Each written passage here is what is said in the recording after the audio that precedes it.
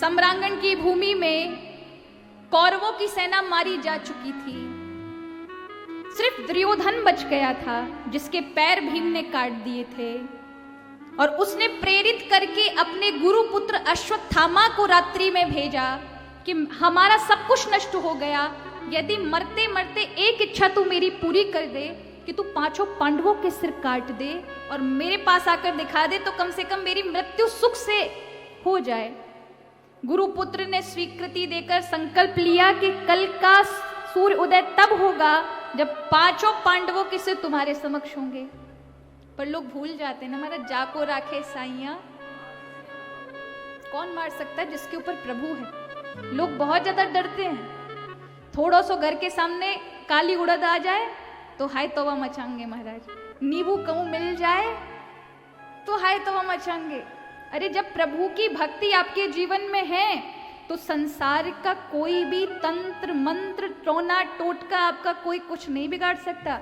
यहां तक कि हमारा नवग्रह भी हाथ जोड़ देते, भैया तोते तो दूरी रंगे, तू ठाकुर जी को भगत है, अगर हमने तो पे कोई प्रभाव दिखायो तो ठाकुर जी को प्रभाव हम पे पड़ जाएगा। इसलिए मत घबराओ। शुक्र शनिचर अन्य ग्रहों से अगर आप दास हैं प्रभु के तो आपको घबराने की आवश्यकता नहीं है। तो यहां अश्वत्थामा गया और रात्रि के अंधकार में 5 पांडवों के शिविर में 5 पांडव के बालक लेटे हुए थे, क्योंकि भगवान पहले ही जानते थे। उन 5 पांडवों को उठा करके एकांत में ले गए कि मैं कल निकल जाऊंगा, इसलिए आज रात्रि मेरे साथ व्यतीत कर लो। 5 पांडव उठ करके, क्योंकि शरणागत थे, प्रभु के साथ चले गए। 5 पांडवों के बालक वहां लेटे हुए थे। अश्वत्थामा ने रात्रि में अंधकार में 5 पांडव समझ के उनके ही गले काट लिए, सिर काट लिए। अब ध्यान देना, एक ब्राह्मण को यह कार्य उचित नहीं देता। अश्वत्थामा कोई साधारण सामान्य ब्राह्मण नहीं समझना, महान शिव का भक्त था। शिव महापुराण में वर्णन आता है, अश्वत्थामा जैसा शिव भक्त कोई नहीं है। महाभारत का एक प्रसंग आता है कि उसने एक बार महाभारत में उसके पिता ने उसे नारायण अस्त्र दिया था और कहा कि जब संसार में कोई अस्त्र काम ना करे तो इस अस्त्र को चला देना। ये अस्त्र अकेला ही सारी सेना को नष्ट कर देगा कुछ ही क्षणों में। और जब देखा कि सारी सेना कौरवों की मर रही है तो अश्वत्थामा ने नारायण अस्त्र चला दिया। और नारायण अस्त्र का ये प्रभाव था, जिसके हाथ में भी अस्त्र होगा, जो युद्ध के लिए तत्पर होगा, वो उसको तुरंत मार गिराएगा। तो पांडवों की सेना पर चलाएगा, पांडवों की सेना मरने लगी। जितने सारे योद्धा थे सबके सिर कट कट के गिरने लगे। जब आदि से 25% सेना नष्ट हो गई, भगवान श्री कृष्ण को पता चला। अब वो कहते हैं अश्वत्थामा दुर्योधन आदि उस विपक्ष के सारे सेना नायक बड़े प्रसन्न हो रहे थे, वाह अश्वत्थामा तुमने बहुत अच्छा किया, इससे पहले क्यों नहीं अस्त्र चलाया।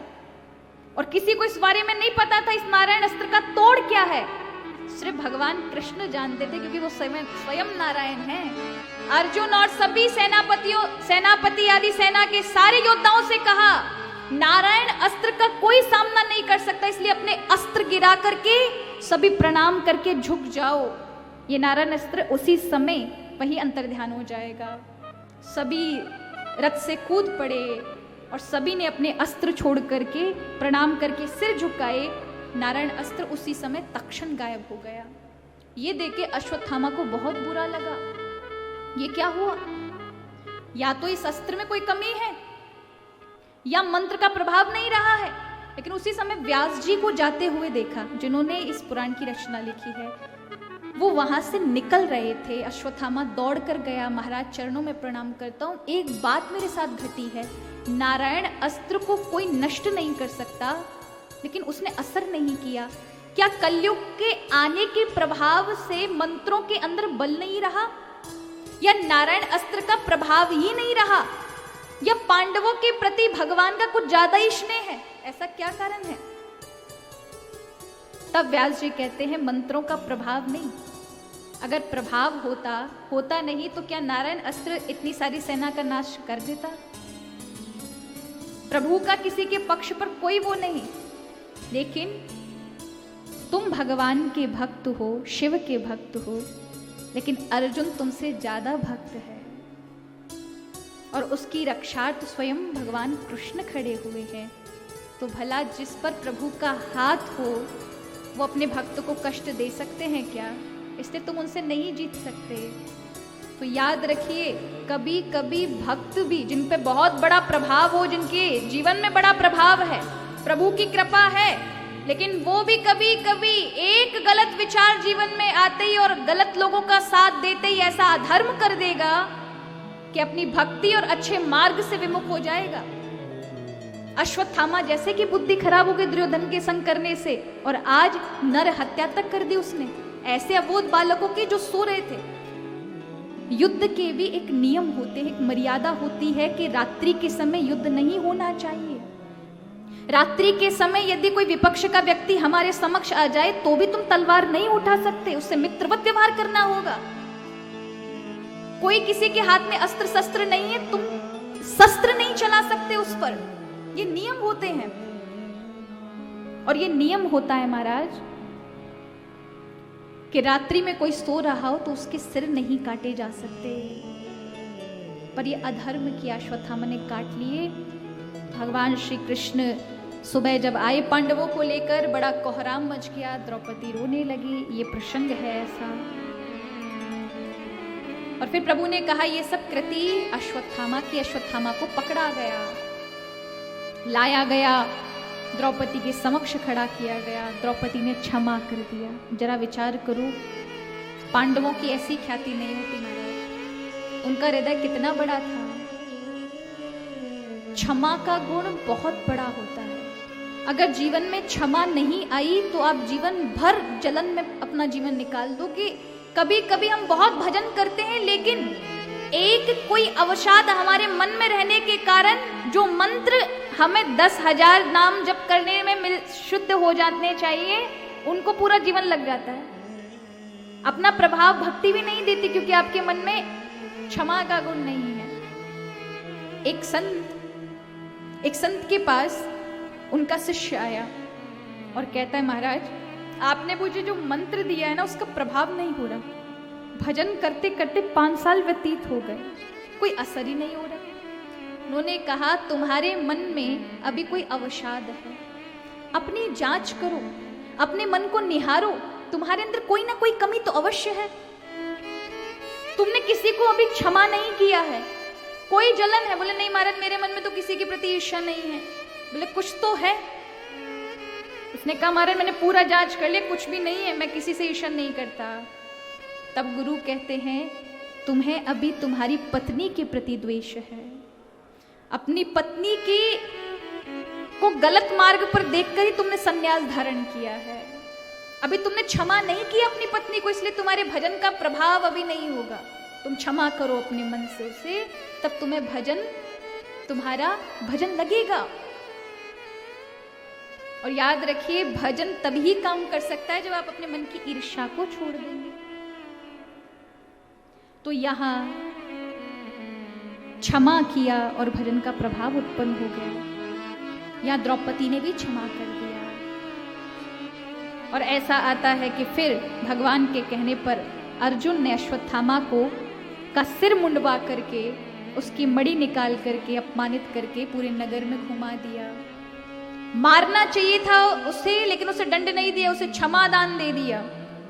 और वही अश्वत्थामा ने, जिसने 5 पांडवों के केवल 5 पुत्र बचे थे वंश में, उन सबको मारने के बाद पांडवों का वंश ही खत्म कर दिया। ना कौरवों में कोई बचा, ना पांडवों में। अश्वत्थामा ने कहा, इनके वंश में किसी को नहीं छोड़ना। 5 पांडवों के बालक तो मार दिए, कौन बचा? तभी याद आया, अर्जुन की पत्नी भगवान कृष्ण की बहन सुभद्रा, उसका पुत्र था अभिमन्यु, जो महाभारत में मारा गया। उस अभिमन्यु की पत्नी उत्तरा गर्भवती है। अभी एक वंश दीपक है पांडवों का, जो आगे पांडवों का वंश ले जा सकता है। और वो वंश दीपक इस कथा को सुनने वाला मुख्य श्रोता परीक्षित है। और उसने ब्रह्मास्त्र का प्रयोग अश्वत्थामा ने उत्तरा के गर्भ पर, उस शिशु पर कर दिया जो उस गर्भ में पल रहा था। ब्रह्मास्त्र आता है और उस गर्भ को नष्ट करने के लिए, जलाने के लिए उस बालक को अग्नि पैदा करता है। बालक तड़पता है, इधर उधर भागता है, नन्हा सा। उत्तरा दौड़कर भगवान के पास जाती है। पाही पाही महायोगिन देव देव जगतपते, प्रभु मुझे बचाइए, मैं मर जाऊं, मुझे अपना भय नहीं, पर इस कुल का एकमात्र वंशज इस गर्भ में है, प्रभु इसकी रक्षा आपके हाथ है। हरि इस प्रसंग से श्रवण करिए और ध्यान दीजिए। जीवन में कितने भी कष्ट आ जाएं, कभी किसी के पास मत जाइए गिड़गिड़ाते हुए, किसी के पास मत जाइए। ना तो किसी के अंदर सामर्थ्य है दुख दूर करने की, ना कोई दुख आपकी सुन सकता है। आपको एक बार आपकी सहानुभूति प्रकट करने के लिए सुन लेंगे, दूसरी बात वही आपको हड़का देंगे, वही आपके साथ दुर्व्यवहार करेंगे। इसलिए आप अपना मान सम्मान बना कर रखें, दुनिया से ना कहें, जगन्नाथ से कहें। उन्हें सुनने की भी सामर्थ्य है और कष्ट को दूर करने की भी सामर्थ्य वही रखता है। प्रभु से कहिए। उत्तरा कहीं नहीं गई, ना अपनी सास के पास गई, ना अन्य किसी के पास गई। कहाँ गई? द्वारिकाधीश के चरणों में। उन्हें पता था कि सिर्फ यही दुख दूर कर सकते हैं।